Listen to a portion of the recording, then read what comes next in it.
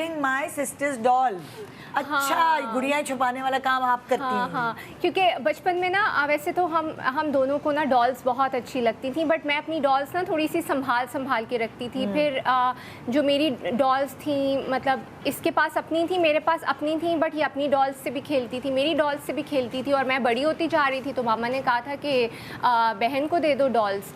तो मुझे होता था, मतलब मैं थोड़ा सा ना संभाल के रखती थी। And she like to play with them, जैसे डॉल्स के बाल बनाते हैं, उनके कपड़े, ये खुद स्टिच भी करती थी डॉल्स के कपड़े। तो इसको बहुत ज़्यादा शौक था।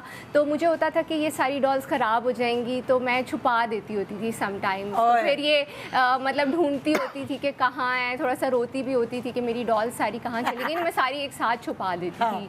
बट इसको तो बहुत ज़्यादा शौक था डॉल्स से खेलने का। मुझे भी था, बट हेयर संभालने का ज़्यादा था, मुझे खेलने का था। हाँ, मुझे होता था एक कलेक्शन बन जाए, और इसको होता था कि मैं खेलूं, उनके हेयर स्टाइल्स बनाऊं। और मामा कहती थी कि वो कलेक्शंस तो ऐसे पड़ी रह जाती हैं, खेलना चाहिए टॉयज़ के साथ, बिकॉज फिर once you grow up that time never comes back. कि वो फिर टॉयज़ ऐसी ओए, ये क्या किस्सा है भाई? मेरे साथ ये आई है, तो इसका मैं किस्सा ज़्यादा सुनाऊंगी। ये बहुत सिंपल है। इसको ना मेकअप करना आता है, इसको कुछ नहीं आता है। इसको जैसा मतलब मोड़ो ना, ये मुड़ जाएगी। तो इसको ज़बरदस्ती मेकअप मैं करती थी। इसको मतलब मुझे शौक था सजने संवरने का, लड़कियों वाली चीज़ें करने का ना, मास्क वगैरह लगाने का। मैं इसको ज़बरदस्ती मास्क वगैरह लगाती थी। एक दफ़ा मैंने क्या किया, मैं हिप्नोसिस खेल रही थी इसके साथ ना, कि देखो अब तुम्हें ये हिप्नोटाइज कर रही थी मैं, फुल डॉक्टर बनी हुई हूँ। और उससे ना लॉकेट से कि तुम्हें अब ऐसा फील हो रहा है, तुम्हें वैसा फील हो रहा है, तुम अब जाओगी अपने आप को वॉशरूम में बंद कर लोगी। और जैसा मैंने कहा, इसने अपने आप को जाके वॉशरूम में बंद कर लिया। Seriously? हाँ, और मैंने बाहर से कुंडी लगा के बाहर से भी बंद कर दिया। अंदर से चीखें मार रही है। ट्रेनिंग ली हुई शायद, बहुत अच्छा हिप्नोटाइज करती है। सीरियसली? ओह वाओ, अच्छा। चलो अभी शो के बाद मुझे करना है। फिर मैं एक हफ्ते की छुट्टी पे फिर चली जाऊंगी तुम्हें शो दे के। ओके भाई, शेयरिंग इज केयरिंग।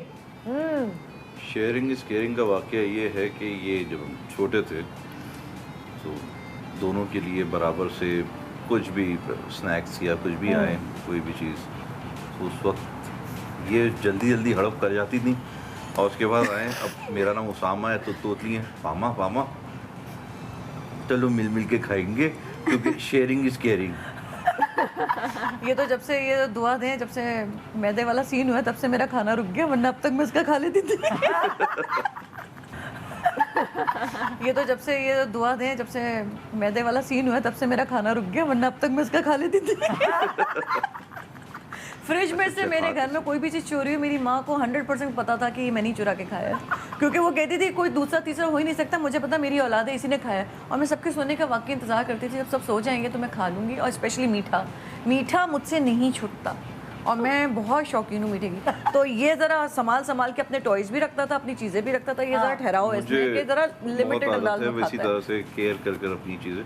मेरे पास अभी मेरे बचपन की मेरे ख्याल में कोई 30-35 साल निंजा टर्टल वगैरह, सुपरमैन, वो संभाल के रखे हुए मैं। अच्छा, एग्जैक्टली जिस तरह तुम ये करती थी ना, खाजा, मुझे खाने का तो शौक नहीं था, लेकिन हमारे घर में एक खानसामा होते थे, कोयटा में हम लोग रहते थे, तो वो रोज़ जब भी ड्यूटी पे आते थे, वो मेरी और मेरी छोटी बहन के लिए टॉफ़ियाँ लेकर आते थे। तो मैं अपनी वही जल्दी से खा जाती थी और अपनी बहन से रोज़ आधी दे दो, एक छोटी सी टॉफ़ी।